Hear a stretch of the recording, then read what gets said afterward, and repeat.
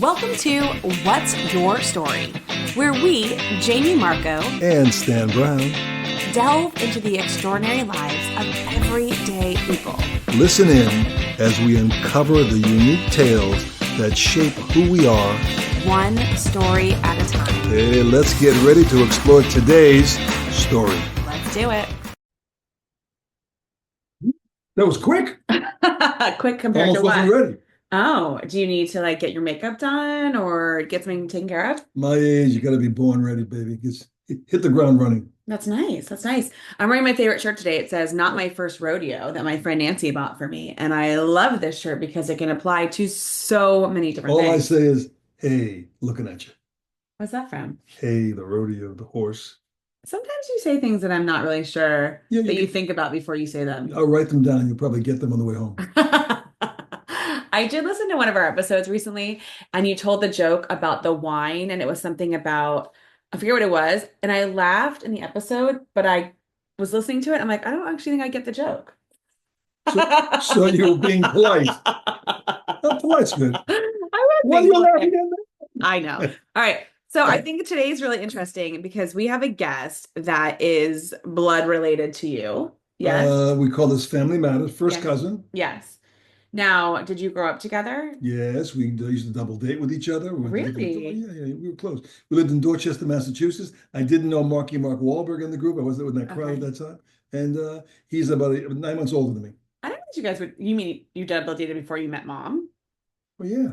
You dated people before mom? Well, if you read my autobiography, of course. Where's your I autobiography? haven't written it yet. To protect the innocent. Are you kidding? But what's really interesting, so I have like a coach kind of thing that I'm working with right now, and she also knows your youngest, my sister Tiffany. And what's interesting is that she heard us laughing the other day, or she heard me laughing on the call, and she was like, "Oh my gosh, you sound just like Tiffany." And you have three daughters, me, Tiffany, and Candace. And when we are laughing, we are all sound similar. It's Your like it's brother, like church bells to me. I'm sure. But you and your brother sound that way. Do you and your cousin also sound alike? Or, I mean, we'll find out soon. I don't think I've seen him in 100 years. You just take a breath. Yeah, sorry. Do you sound alike? I'll let you be the decider of that. All right, was he at my wedding? I can't remember. Let's ask him. Okay, I can't remember. It's not bad. It was only like 11 years ago. Should we just let him in? Sure. All right, listen, it just goes to show you that we love having guests of all sorts, of family, of friends, of strangers. We've had it all so far. Mostly live people. Live people are better guests. Let's let him in. We can have Bernie's with them. That was a good movie. I actually think some of the people that are very famous that we know. Calling all cousins. Oh, there hello. he is. Hello. You're on mute. So we have to take you off of mute. So go on your screen and just hit unmute. And we'll welcome you in. Do you see it on the bottom of the microphone? There we go. Hi. Hello. Oh, Hello. you look very professorial. Thank you very much. I just heard that you and my dad used to double date. Not like we dated each other. Did you remember that? He always sat in the front, and I always was in the back. I can recall, basically. Oh. Let me sit in the front. Remember not discussing the filters we spoke about? Depends how sharp your memory is. There are so many things I want to ask about that, like what my dad was like when you were growing First, up. ask about your wedding. Oh yeah, were you at my wedding? I was. I thought so. Yeah, I thought so. I was like, I'm pretty sure that you were, but I couldn't really remember, and I don't really remember getting married. So there you I go. remember the lost rabbi, and then the singing rabbis. Yes, Fabulous. given the opportunity for my parents to pull a prank on their children or to do something that they want to do, they will do it. Giving you birth was a prank. Are you kidding? Well, it's good to have you. We're so excited to have you as a guest in our podcast. Who would have thunk it that when you guys were in your teens or growing up, that all these years later, you'd be on a podcast together? Never crossed my mind. Never crossed my mind either. I only just found out that you started this wonderful podcast, basically, and have already interviewed many people. And again, I wish you much success with that as well. Ooh, Thank you. it's gotten much better. He is very much more put together than you are. Today's episode, I've named today's episode.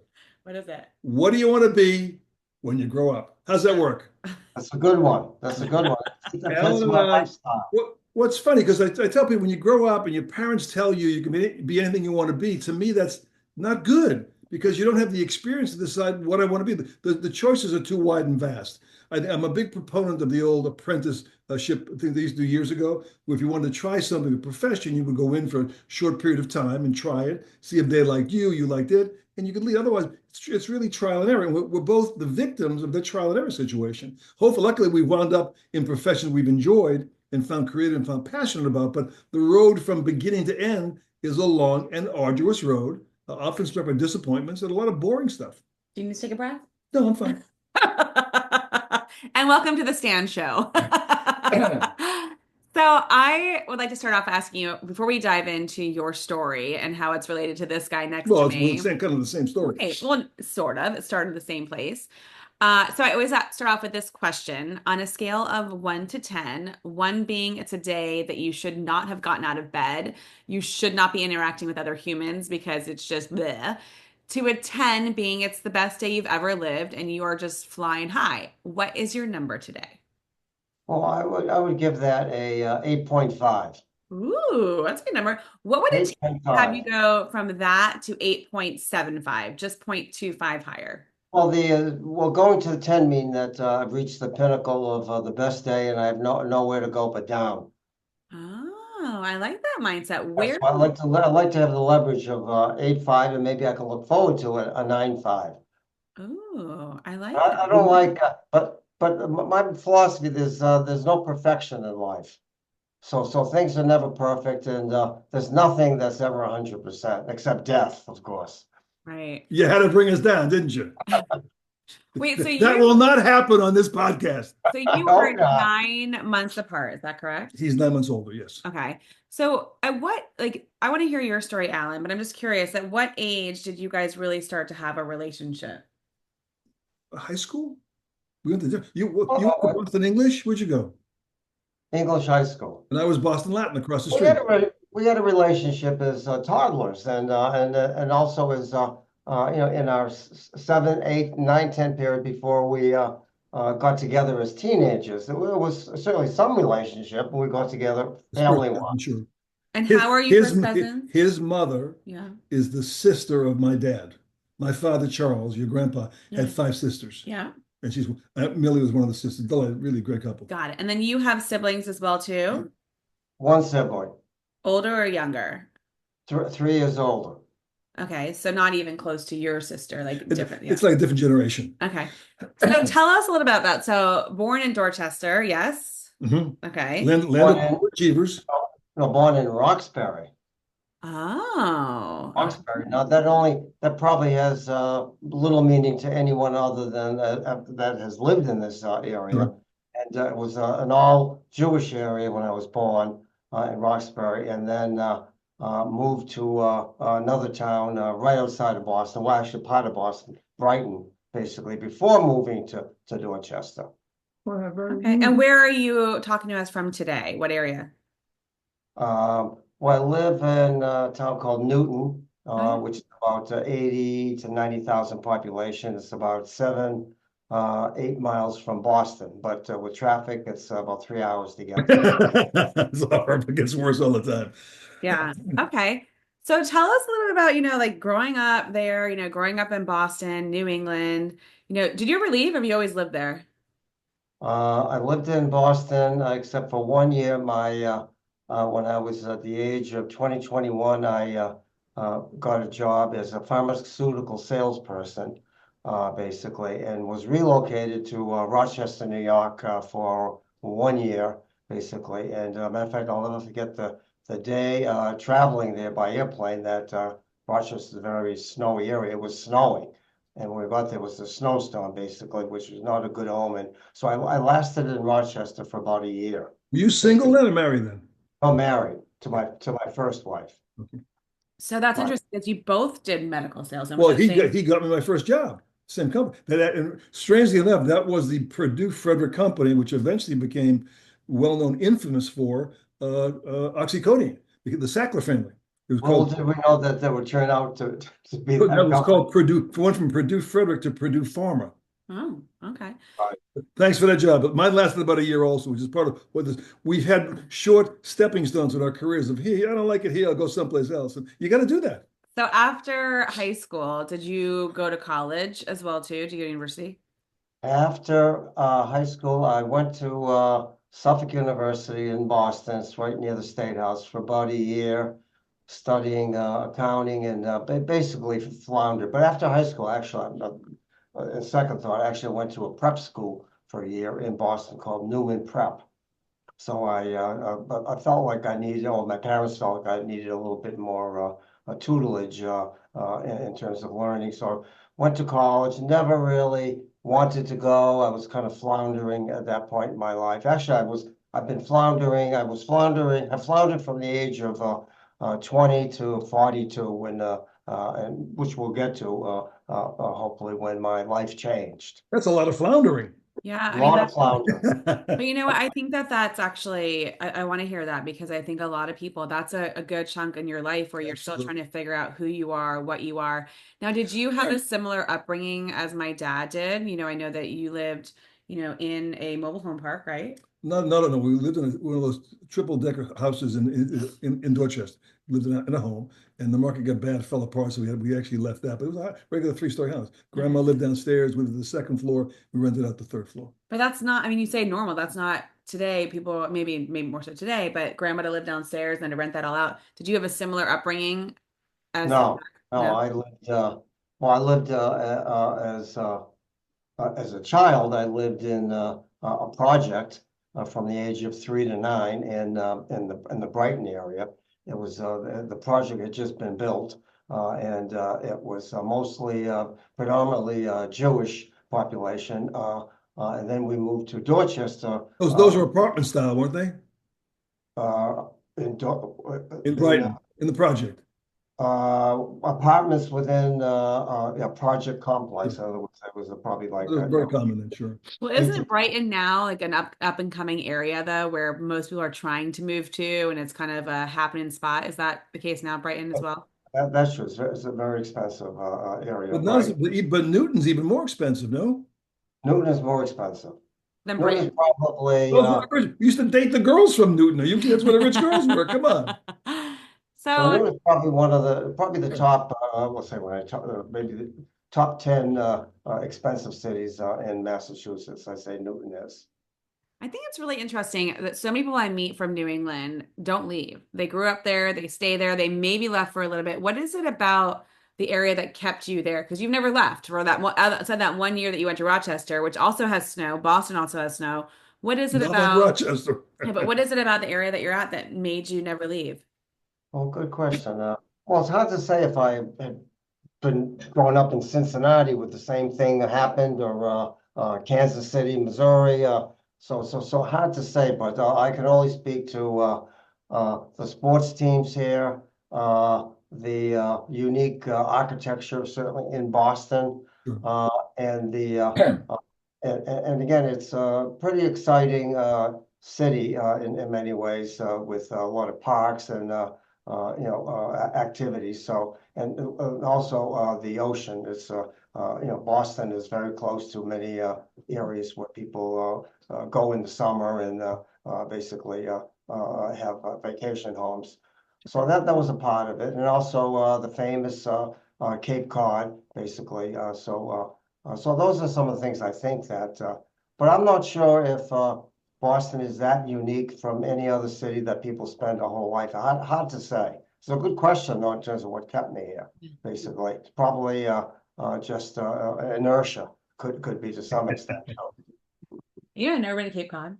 You guys Hey, got we engaged there. we You got actually married. went. We both went on double dates to Cape Cod, and that's the trip in which I proposed to your mother. Yeah. Oh, you went on a double date when you proposed Yeah, to yeah, mom? yeah. Oh, no, you were married. You were married then. I was? No, No, you got no. engaged. I got engaged I there. proposed on the sand dunes, man.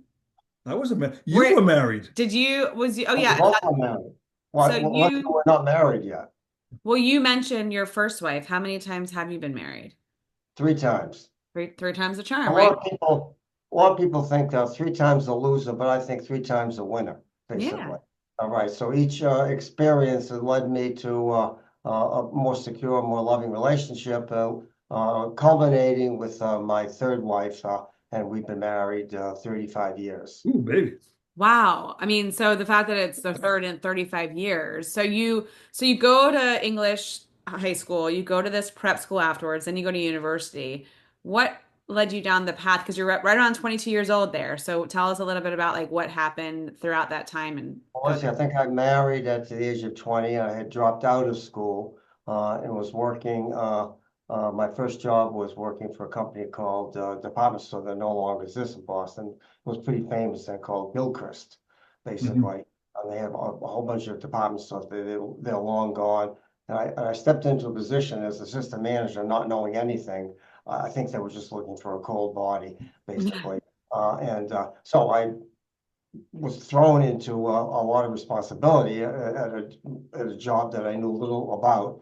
But I learned a lot that year, and then I moved on to another retail establishment. And then I started at the age of 21, I started my sales career, basically. I was working for a company called Turnstile, and there used to be a salesman that came in with a suit and a tie and a briefcase, and I was very impressive. And they came in for a few minutes, took an order, and left. And I said, "How great this is!" And I'm stuck there the whole day. Basically, had a company car and making, for me anyway, making, great. So he was very friendly with me and told me a lot about his job. So that got me started in wanting to get into sales, basically.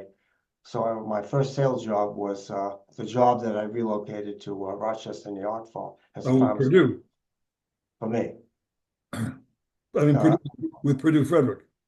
with what? Purdue Frederick, the pharmaceutical company? Oh, no, no, this was another pharmaceutical company. I Okay. I actually worked for three pharmaceutical companies in a short period of time. But as my cousin Stanley knows, that from the age of 22 to the age of 42, when I made this pretty significant change for me in my life, I probably had somewhere in the area of about 40 jobs. So I Wow. left. I probably had two jobs a year, every year for about 20 years, basically. But you learn something from every position. There's no question Were about that. you selectively choosing to leave the jobs and go somewhere else, or were you asked to leave? No, no. A few jobs asked to leave, a few other that I would have been asked to leave, but I hadn't been, right? Hey, me I too. never, I never really applied myself. But towards the end of my sales career, I was doing quite well, and I worked for some very well-known companies like for short periods of time, like Pillsbury, Hmm. Sony. Let's see, what else? What other companies? There's 38 more to go. 30 more to go. And No. Well, I think that's so interesting. And so, obviously in today's world, we have our mobile devices. We can call, we can talk. But when you were growing up, how close did you live to each other? okay, actually, only a couple miles. Yeah. Well, and so at the age of 21, you were in New York, right? Yes, I left And so, Boston. so how were you, like, I'm just thinking, like, as you're hearing his story, and because I want to get back into your story, but how did you stay, like, were you writing each other letters? Were you calling on the house phone? Did you even do that at We all? really weren't that much in touch at that particular point in time, were we? Yeah. Say that one more time. During that period of time, we really weren't in touch. Well, when he got me the job for Purdue Frederick, we communicated. We'll touch base every once in a while. Okay. All right. Yeah, but we weren't Or- particularly close. Matter of fact, we've never been that close. But I'm not even sure who you are.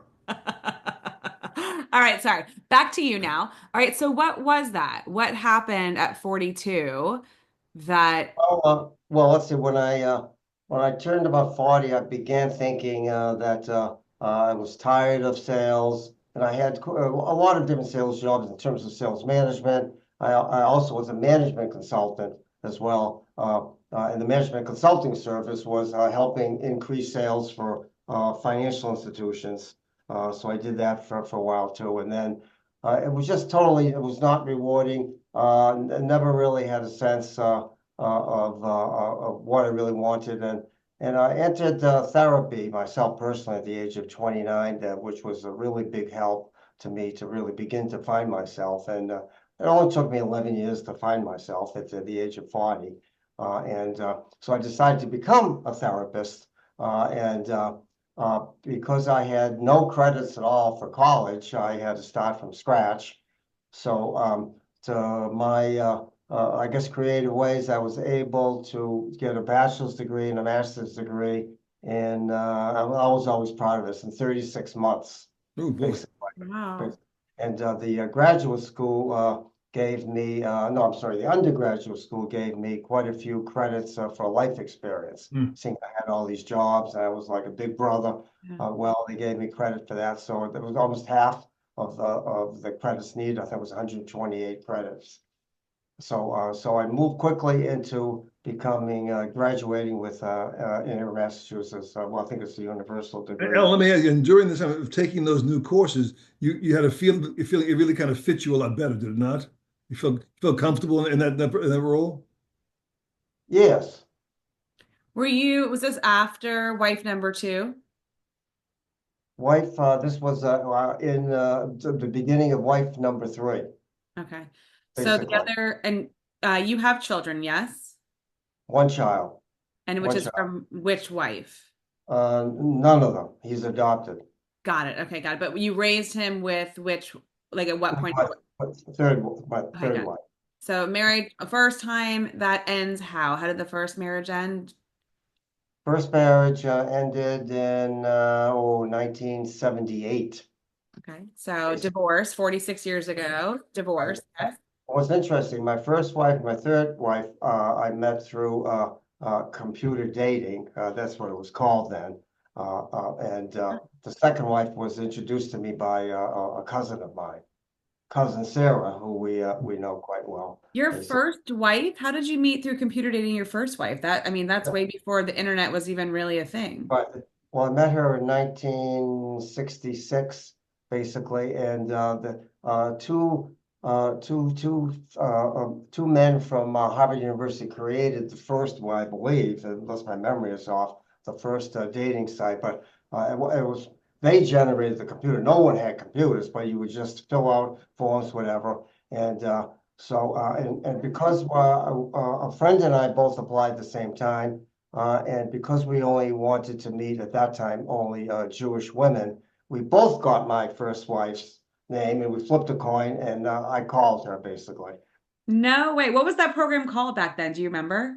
Can't remember, but it was the first, I think it was the first, the dating site Wow. of its kind like that. Maybe there were others, but that's my memory of it. I How remember seeing cool. it at when I was in Suffolk University. There was something on the wall there about it, basically. That's So, brilliant. jumping to my third wife, current wife, met through a magazine called Boston Magazine, basically. And at the time, I was recruiting for a third wife, and my recruitment took me to, and I was very aggressive. I sent the same, you had to send a letter to someone, basically. That was the process then. So I photocopied one letter 40 times and I sent it 40 different women. That's my sales experience. So I had probably had 20 to 25 dates until I found my current wife, basically. One hell of a No letter, man. I'll tell you that. way. Can I see that letter? Still have it? I have it framed on the wall now. That's so cool. I love that. So you Of course, find, so you yeah, start going to therapy. I don't want to assume anything, but therapy maybe was after two failed relationships was something that you were like, I need to have figure myself out and all these jobs. I would imagine, is that what led to the therapy piece? right, right. Okay. So in 1989, 1990, I decided to quit my job. I was working as I think was a sales manager for, if you can believe this, for a company that serviced typewriters and also computers, but typewriters were really big then, I guess. And then I just quit my job and went to Leslie, it was called Leslie College here in the Boston area. Now it's called Leslie University. And I took took a number of part-time jobs. Now I'm at the age of 40, so I took a job as a waiter, as a telemarketer, anything to make enough income for me to attend college full-time for this 36-month period, But basically. you were committed. That's a big commitment. You left security because you didn't enjoy it to pursue your dream on something you really enjoyed. And you know what? And I learned that I don't think I even realized this, but the process of getting this was very enjoyable to me. So I've always focused on that in terms of my being a therapist now, to help people not lose out on the process of getting to where they're getting is could be more important than wherever they get to. Yeah, that's incredible. So then you have been practicing therapy for the last 30 something, no, yeah, 30 years, 35 30 years. Yeah, my first job was actually only 3 weeks. I got interviewed for two jobs right after I graduated graduate school, and one of them was the first job I got was for an organization called DARE, and they worked with people with developmental disabilities and problems, mostly with children. I worked there. I only worked for 3 weeks when I got the job I really wanted, and I became a methadone therapist working in a Wow. methadone treatment center, basically, and learned to love those heroin addicts. A lot of good people. They did a Yeah. lot of bad things, but they were good. Some of them Yeah. were very, very good. Wow. Is that still the therapy you provide today? Is that your specialty? No, my specialty today is an older type of cognitive behavior therapy called, and I think Stanley knows this, called, which I mentioned to him previously, called REBT, which stands for Rational Emotive Behavior Therapy. It's the first cognitive behavior therapy that was created by a famous psychologist by the name, not that you've ever heard of him, called Albert Ellis, basically. And he probably published, I don't know, 70 to 80 books on various aspects of REBT. And actually, there's an Albert Ellis Institute in Manhattan that still exists in his name, where they train therapists that have already been licensed into this REBT. But there's more therapists out there that practice cognitive behavioral therapy than this REBT, which is the earlier version.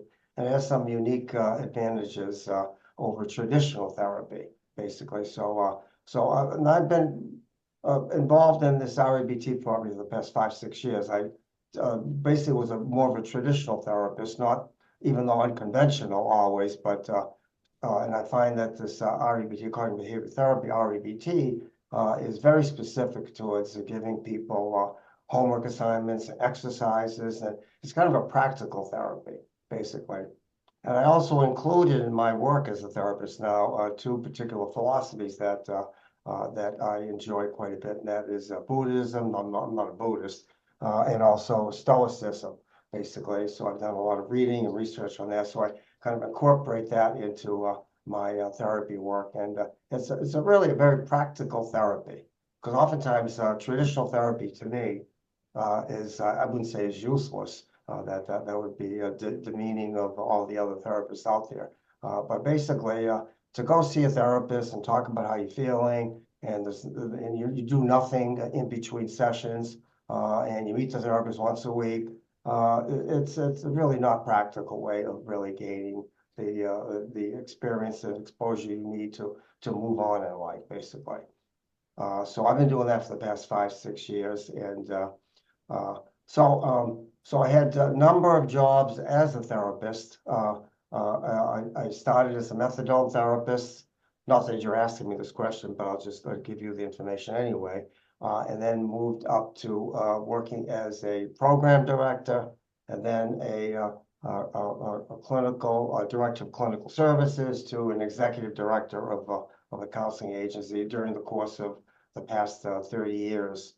And and people always told me that, well, going into the mental health field as a therapist, you're not going to make much money at all. But I didn't believe that, and made a lot of money doing what I'm doing, and helped a lot of people. So both can hold true, that you can love what you're doing and also make a lot of money. Not as much money as my cousin Stanley, of course.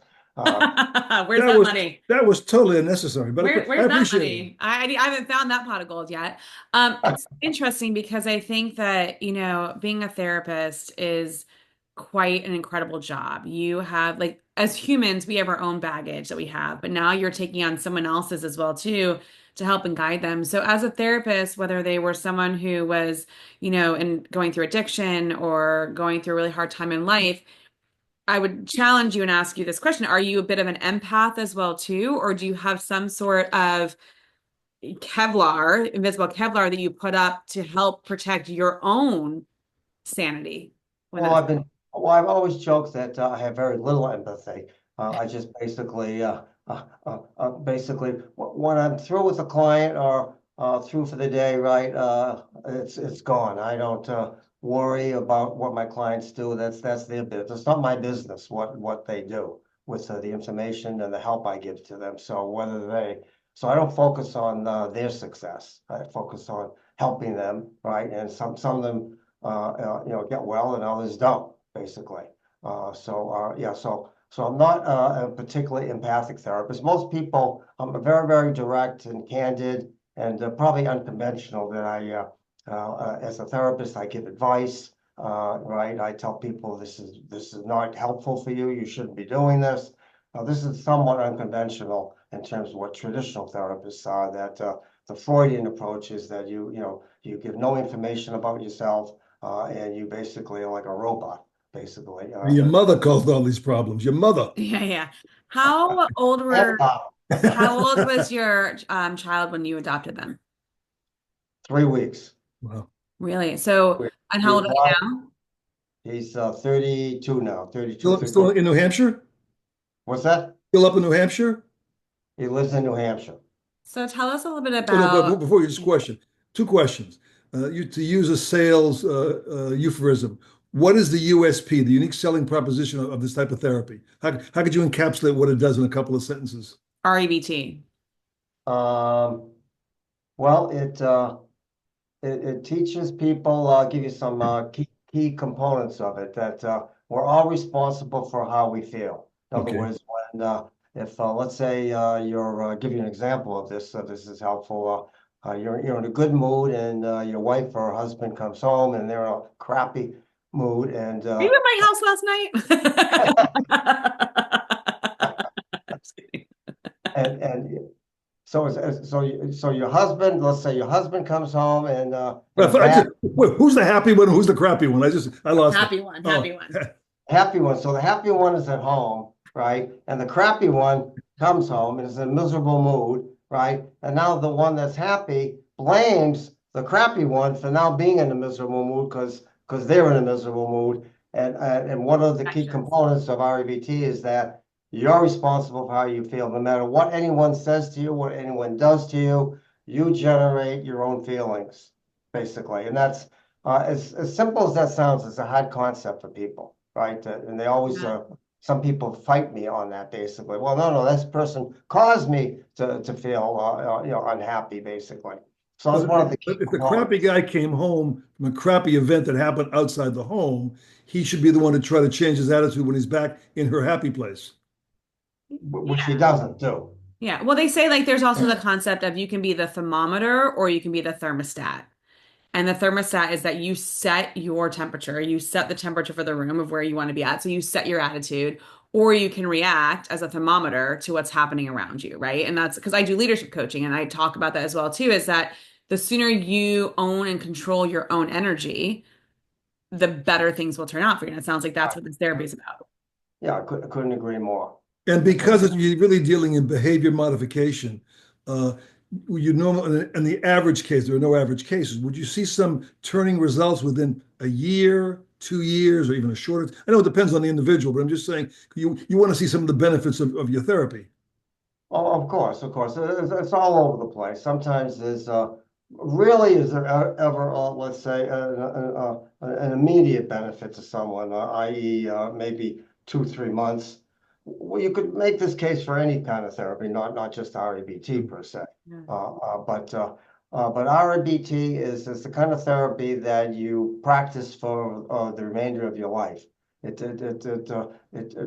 basically promotes the fact that irrational and irrational thoughts cause self-empowering emotions or self-defeating emotions. So if you have a irrational thought, although the person that's beginning to learn the concept of REBT doesn't think of themselves as having a rational thought, that it causes them to suffer, i.e. worry, have depression, anxiety, things of that nature, basically. So the cognitive, the REBT teaches people to change irrational thoughts to rational thoughts, right? And rational thoughts cause better outcomes for people, causing more self-empowering emotions. And So in the overall profession, approximately what percentage practice that type of therapy?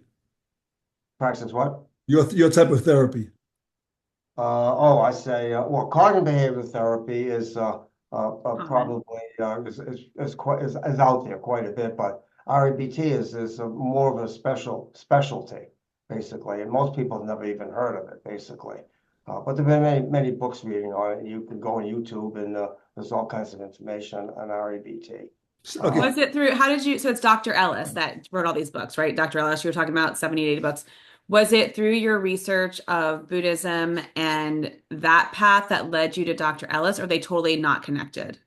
Well, what led me, I met a person who worked for me that was a Buddhist, and also had actually met Albert Ellis back because he died, in the 90s, whatever. And he basically practiced this REBT. So he got me interested in this. And I began, studying it and doing some, a little bit of research on the value of it. And and again, I'm a firm believer. I use REBT all the time in my own life, basically. And it's a very self-empowering way of thinking, basically. And one of the concepts I like is this is also a Stoic philosophy, is that when adversarial things happen to you, you think of them as an opportunity to learn and to develop yourself versus thinking that you failed. And also that failure is, again, opportunity to learn. So if you really believe that failure doesn't become what most people think of failure, is that one gives up on what they're doing, basically. So that's one of the other key components of REBT. That's incredible. And there, I'm hearing the theme, not knowing a lot about Buddhism, but knowing enough to know about the theory behind your actions and your thoughts and what they control. It does sound very interconnected. I mean, that's fascinating. So knowing, being a mom and a parent as well, knowing that as I raise my daughter, and as I mentioned, a leadership coach, I talk to people about similar things, but just not, I'm not a doctor and I don't have a license for it, but I talk about leadership. I'm coaching her every day, right? Every conversation I'm coaching her. So you had your son since he was 3 weeks old. How was that? How did your therapy help you in being an even better father and raising a child as well? but this is before his therapy career.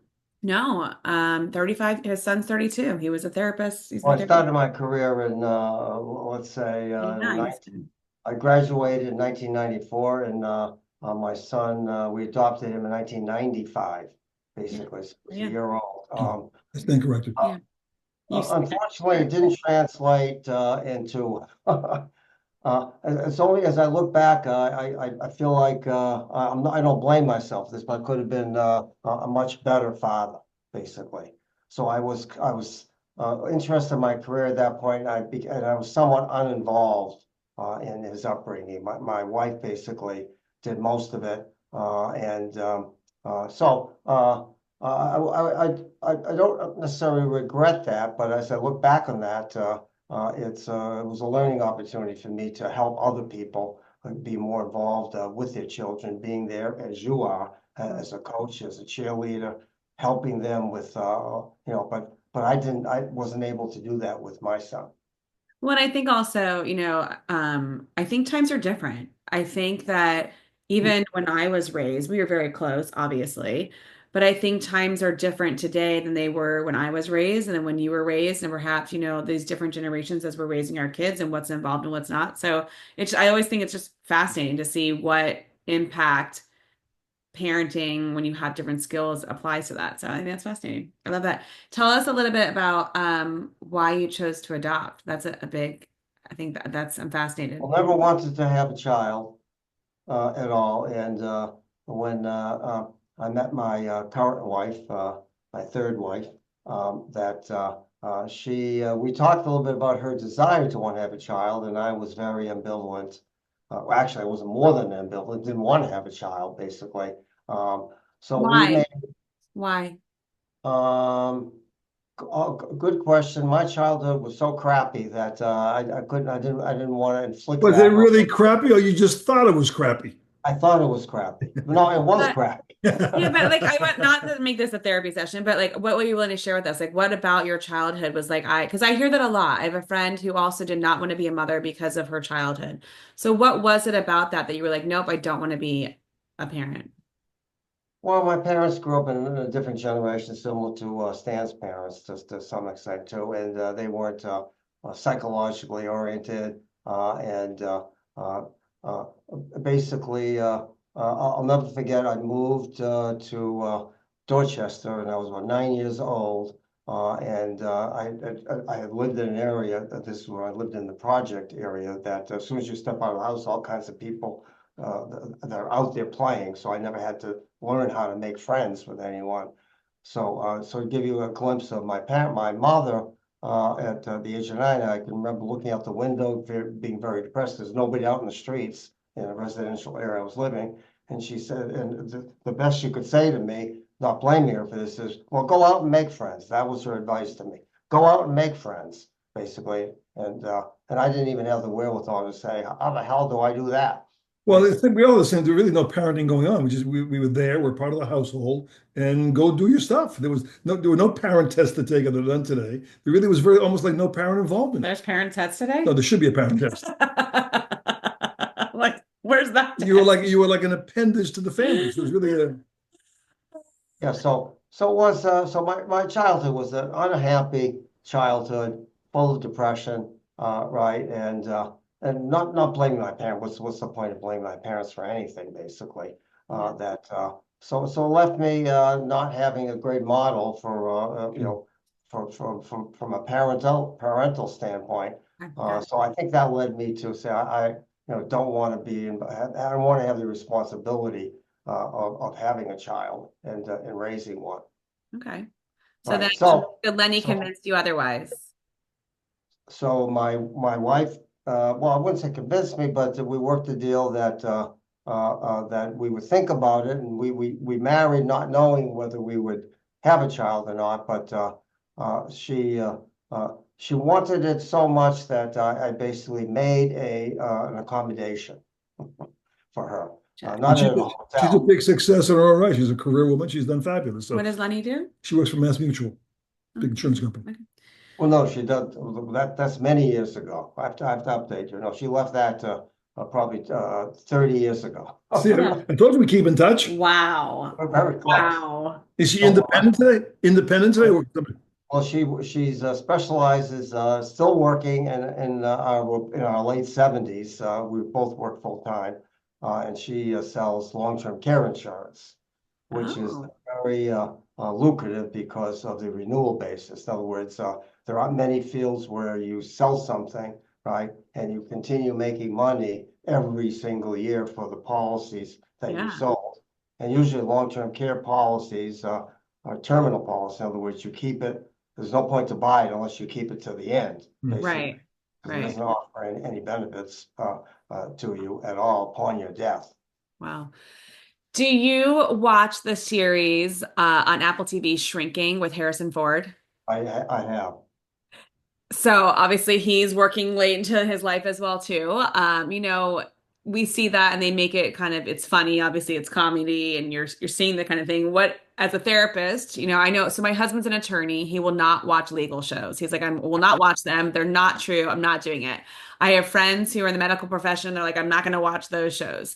How do you feel as a therapist watching a show like that? Harrison Ford, obviously in his position. What does that look like, and from your eyes and your view? Well, it looks like it's no way a therapist would ever be. The most, the best series I've ever watched was on HBO called In Treatment. I don't know, that's In uh, treatment? In In treatment. Treatment. There was a Oh, series on for 3, 4 years, and by Gabriel, some famous actor. I think he may be deceased now. That was on in the 90s. That was the closest I've ever seen to what real therapy is like. But every other therapist I've ever seen in the movies, it's kind of a parody of the way people are. It's nothing to do with real life. Yeah, got it. I mean, will you work until you can't speak anymore? What's your plan? Like, I mean, obviously, you love what you do. You can tell that you like helping other people. So what does that look like for you? Because you're Well, I think 76 right now, almost seven, you're 77? 77. 77. Right. So I think, well, right now I'm thinking I'll work until I'll take it 1 year at a time, of course, basically, because life can be taken away at any moment. So don't ever think there's the most important thing in life is your time and how you use it, basically. So I'm thinking of working until, let's say, 80, and I think I'll continue as long as I'm able to, but hard to say what the future will bring, basically. I mean, both of you, you're both, and is Lenny the same age? Are you the same age? Older, 6 months older. She'll be 78 in June. So that's incredible, first of all, to be married for 35 years, be in your late 70s. What do the two of you do for fun when you're not working? Like what does your life look like Well, outside travel. of We just that? got back from Puerto Rico. We were there for about 6, 7 days. We have a trip planned to Italy in April. Oh, no. That Lenny earned the trip. Usually every year you have a very good performance. Her company, and she's an independent contractor. They reward you with a free trip, basically. So there's a whole bunch of other folks that also are in that trip. So there's a whole community. There's a group of people that we know when we go on these trips. So I'd say traveling is probably our main thing that we love to do, basically. I love it. Are your patients online or in person? Online. Online. And is She, that transition in 2020 when COVID happened? Is that what made you go? yes, yes, right. So that became a bonanza for therapy because referrals escalated. Mm. Again, I don't take on new clients because and I probably end up having two, three, four referrals a week, basically from people who are advertised on Psychology Today. But I don't take on new very, very rarely, basically. Um, so Yeah, yeah, that's How much incredible. is phone? A lot of phone therapy also, or no? with not a bit. As Well, opposed I to have as opposed to in clients. person. A few clients apparently don't like the way they look, so I talk to them. But I don't enjoy personally as a therapist. So basically, I'm seeing people like this on well, I use sometimes FaceTime, but mostly Zoom. HIP approved like Zoom and like I belong to Zoom and it's HIPAA protected basically. So I see people Got it. like that mostly. And the thing that makes it of why there's been an increase is one, there's more mental health issues than ever, basically.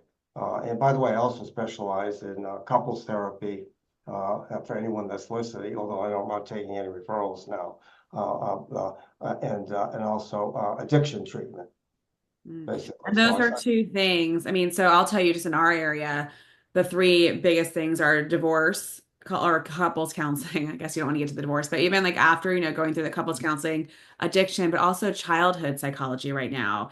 And we have a massive shortage of the amount of therapists we have available for the children that actually need the therapy.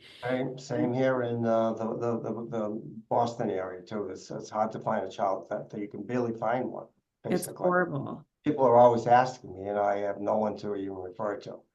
Well, the thing is Well, that a lot of therapists don't want to do child therapy. It's very difficult because you're involved not only with the child, with the parents, perhaps the school. And again, you're not paid for any of this. If you're a therapist, you only get paid, whether it's self-pay, which is very seldom, really, unless you're dealing with a wealthy population, but mostly it's insurance-based. And it's a lot of work working with a child, right? Yeah, so I don't work with children and adolescents, no interest. yeah. Well, there's that book. I don't know if you heard about The Anxious Generation. Have you heard about that book?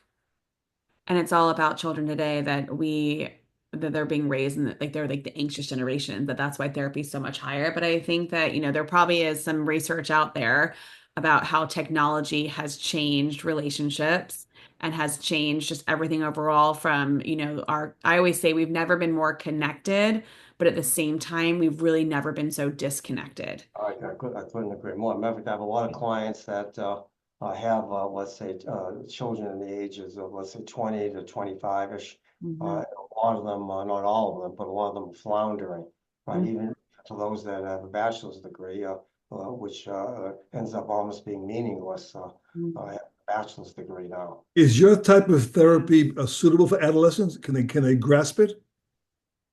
Probably not because only a few that would be very motivated. A lot of adolescents are totally unmotivated. They don't even want to be in therapy, Yeah. basically. So that what also makes it very difficult. But the type of therapy I do is that I give homework assignments Mm. and goals each week, whatever, and that people come back and talk a little bit about that.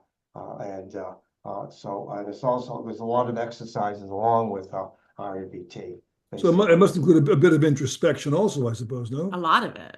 Oh, a lot of it. That's Yeah. a lot of it, a lot of journaling, and a lot of changing thoughts, basically. In other words, one of the exercises I give this of interest to you is it's called the experience chain, and that is that I have people it's called activating event on REBT, and what it is that an event happens, and then a thought occurs, and then a feeling occurs right after that, then a behavior and an outcome, basically. So let's say your wife comes home and she's in a miserable mood. I'll go back to, to that example. Crappy, crappy mood. Crappy mood. I shouldn't say the wife. It could be the husband. Usually it's the husband It was the that's husband last time. You're being fair. And so then an event happens, right? And then you have a thought, but and then an emotion. And usually the emotion is the first thing that comes up for most people. Like I don't feel good about something. Mhm. And any emotion you have, especially if it's a self-defeating emotion like anxiety, depression, and feeling low self-esteem, it's what you're telling yourself is the concept, basically. So you have a thought that creates the emotion. And that's as simple as that sounds, that's a hard thing for people to understand. So the only way they can understand is through practicing. So one of the exercises that somebody will jot down any self-defeating emotions they have in the week, right? And then work at what was I thinking to cause that, basically, right? So let's say if someone feels like I'm a loser, I'll never find another job again, and I get depressed over it. Why are you telling yourself you're a loser? That's what you're telling yourself, right? So the first part of the this exercise is teaching people to convert the irrational thought to a rational thought, even though the emotion may not play out exactly. And then we work on the emotions. So I don't mean to make it sound so complicated, but without these exercises and also the deeper level of journaling with people, the disputing irrational thoughts and also the disputing beliefs. Basically, they have long-standing beliefs that they believe to be true to their bones, and it's been told to them by someone that you know that was taught to them by someone else. So so that's part of you know, so I like that kind of work. So it's a hands-on, basically. And not As a all as a professional, are you licensed by the state? licensed by the state. Is you have reciprocity in other states also, or no? Is there You reciprocity have what? reciprocity with other states? No. So if you chose to come down to Well, there's other Florida, states, well, there's other states, if I were to relocate to another state, I might have to meet certain requirements. I might have to take certain tests, gotcha. basically, and there's others that are even more difficult, basically. But I can only see people in Massachusetts, basically, with my license. I think it's incredible. I think it's amazing how you're helping people just see beyond the problem, but really start to dissect that. And you're just one therapist of how many, I would say, I mean, how many therapists do you think there are licensed in Oh the God. country? In the country? Well, let's Yeah. put it this way. There's a telehealth company, a big one called BetterHelp. I don't know if you've ever seen it advertised or not, right? And that one agent, and again, they work fee for service, basically, and because the referrals are given to them by this company, and they claim they have 30,000 for this is one company. Wow. Wow. So I would suspect it's probably I don't know, maybe 700 to 700,000 to a million. I'm arbitrarily saying this. I don't know. I could Google it if you want.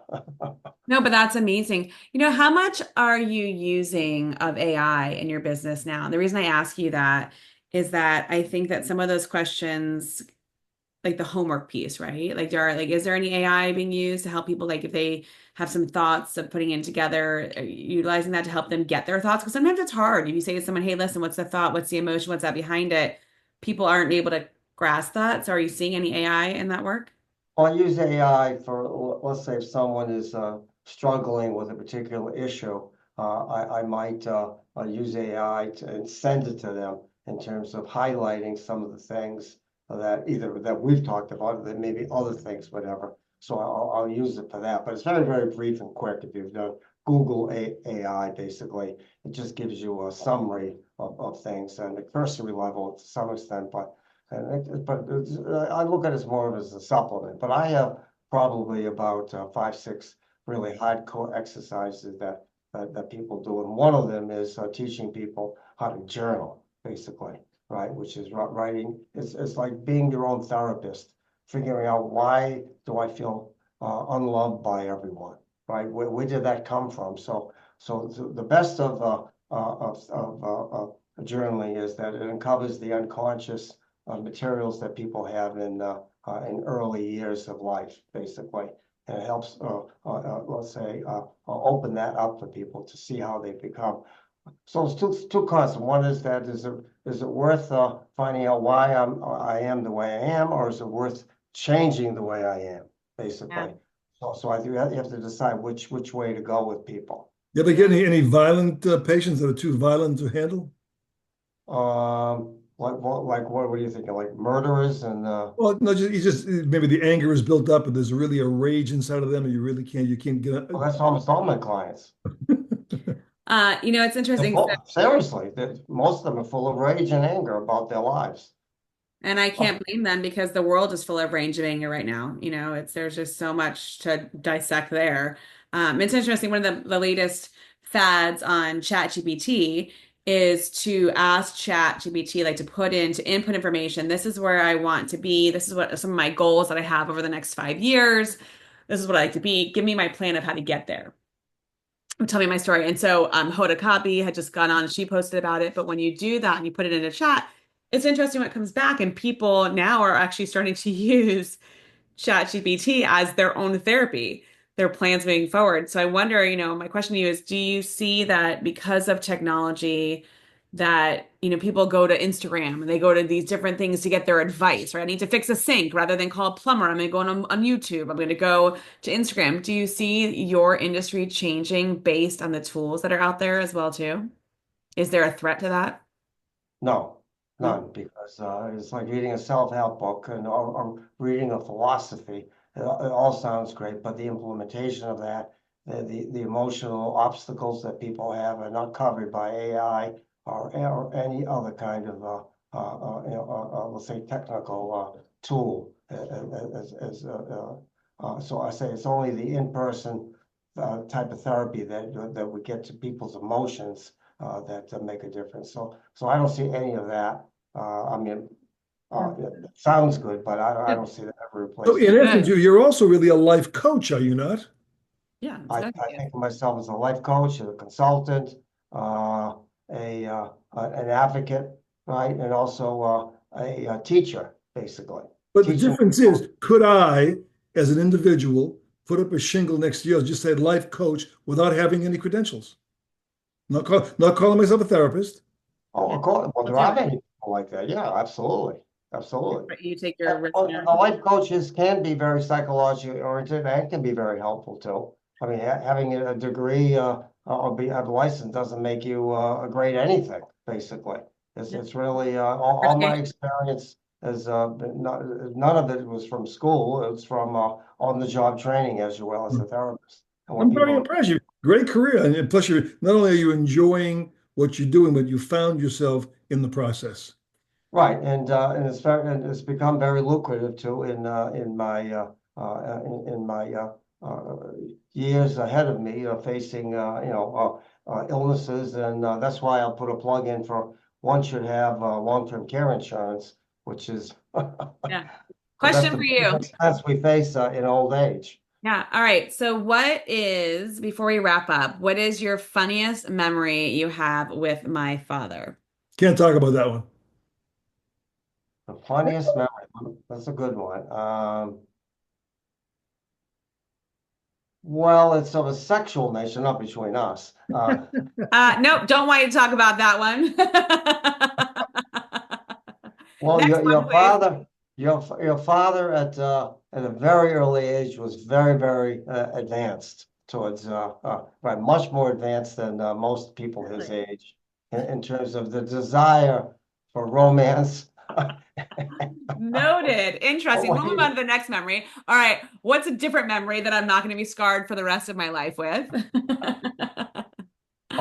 let's see. What's a good one? Yeah, What's yours? how about for the next podcast? The next podcast? I can't. That's the one that Which one do you precedes. have with him? Well, couples would go out. We go to drive-in movies. You have one couple in the front seat, one couple in the back seat. You know what they call those submarine races. Whose head would disappear first? You'd make out, you'd hug, you do kind of stuff. So I was always envious of your father in terms of his the way he conducted himself with women, basically at a very young hello. age. He was, what is it called? A Rico Suave? Well, wait a minute. Were we in the same car that night in the drive-in? Where after the drive-in, in the drive-in, you would go in. Not that we would sneak people in Do I want to the hear truck. this You know, story? this is good. You would take a speaker. You pull up in the spot to watch the movie, and there were speakers outside. You take them, put inside your car, and hook onto your window, and you roll up the window glass. So you hear the speaker. I think one night after the movie, I think we drove away forgetting that the speaker was inside the car. When we were in the car, that was you, was it not? Yeah, right, Holy right. crap! It's not a fun Did you situation. pay for that? I have no idea. The window break? I need therapy for this session. Well, wow. I love that you took some time out of your busy day to talk with us and share with us your story. I look forward to you coming down to visit, hopefully soon. Is there a Florida visit Will our nearby? insurance cover this conversation? Well, Let's bill my insurance. Bill my insurance. I hope so. Well, I think I was down. Last time I was down was for your wedding. Yeah, that was 11 years ago almost. That's the last time I was in Florida. Yeah. Well, personally, I'm not wild about Florida, with all due respect. Many people Basically, are. not my politically as well as We don't well. go there on this podcast. We don't We go there. won't go there. We won't go there, basically. But my parents lived in Florida, so I visited. Been in Florida many, many times. Well, thank you so much. I hope that we can be in person again together one day soon. We appreciate you. Thanks for being that person that's helping other people as well too. That's my jam. I love it. And it's good to see you. Thank Lenny for sharing you today. I appreciate that. I will. I found this quite pleasurable. This interview. That just shows how disturbed we both are. Are you Yeah, kidding? there you go. Apple doesn't fall far from the tree. I appreciate you. Thank you so much. And we'll talk again soon. All right. Stay well, my cousin. See you later, man. Bye-bye. Thanks. Bye. Bye. Wow. So, Dad, so much to unpack there. Memories. So much to unpack. Are you Da-da-dee-da-da-dee. trying to talk over me so I don't unpack any of that? I mean, like, listen, you're a young man. You're like living in Boston in the city. You were quite attractive. Hey, I'm sure you had your fun. Rather hormonal, rather raging hormonal. You can stop there. You don't have to keep going on. I mean, you've been married for how many years? 52, 52 years. No, longer than that. 53 years. It'll be More 50. more than 5 decades. No, you were married in what year? 71. It'll be 54 years this year. 53, 52. What's the difference? Come on, geez. But that was really cool. Like, how much did you learn about your cousin that you didn't already know? I forgot he was in the profession for that long, but I'm happy he did find what he likes, he enjoys, and apparently he's been helping quite a few people. Did you know as a child that he was going through a hard time and he was depressed? But all the kids in Boston were like that. Our parents just threw us out to the streets. We were just an appendage. There wasn't much nurturing going on. Some took it harder than others, more depression, whatever. But the bottom line is to everybody, regardless of the generation, everybody needs that positivity in their life. For someone maybe as a life coach or more of a muse, someone to be inspired by. Yeah. We've all met people that we love so much. We emulate them. Their energy excites us. We want to be like them. We try. It's a question of just be like you, but be the best you can be. And you need help to be able to learn how to do that. It doesn't come naturally. Yeah. And sometimes the depression, some of the other can be pharmacological. There's some imbalances in the mind. Most of them are behavioral. It's learned behaviors that you shouldn't have learned. Yeah. It's interesting you were asking that question about a life coach. So, I do leadership coaching, and not that you have to be in a leadership role, because I believe that leadership's an attitude, not a title. I can go into that in a million years. But some of my leadership coaching, I'm not a trained therapist, but there have been times where I'm talking with somebody and my leadership almost leads into like life coach therapist, right? But I always find that moment where I say, you know what? I think we're at a path where I need to refer you to somebody else that can help you with this. Because I don't have that specific training. I can help up to a certain point, and I have a lot of referral partners that I talk with. But there are a lot of people who are struggling, and it is really hard. And to say, not to say that, have you ever felt with self-doubt? Absolutely. Yeah, and dark thoughts, and same here, but you just have different coping mechanisms to handle that and help through that. And if I can keep helping people do that, I love it. That's why I do what I do. Well, it goes also back to my concept of low goal setting. You're not going to change overnight. Make a very small improvement, and then make another small improvement, build upon itself. And life can be overwhelming. It can Life be is overwhelming. Yeah. Yeah, exactly. If you have any issues out there, please call. We'll both talk to you at the same time. But I do want to say though, if you are struggling, there's nothing wrong with asking for help. We're all struggling, no question about that. And I want to normalize asking for help. I talked about wanting to create help book instead of fake book or Facebook. We'll probably get canceled now. I think the stigma mostly is gone. I hope so. But there are, maybe we'll post something in here about different hotlines you can call and different things you can do, because there's nothing wrong with asking for help. There's great power in that. And I think it's actually the people who ask for help, that's even better than hiding behind it. So anyway, on a high note, thanks, Dad, for bringing in your family. And thank you for not continuing the story that he brought up. Maybe it'll be podcast number 2. No, I'm good. Thanks. I don't want to be scarred. All right, listener, until next time, that's his story. See you, fans. Thanks for tuning in. Bye-bye. Hey, thank you for tuning into today's What's Your Story podcast. To learn more or share your story, go to jamiemarco.com. That's www.jamiemarco.com. And we will see you next time.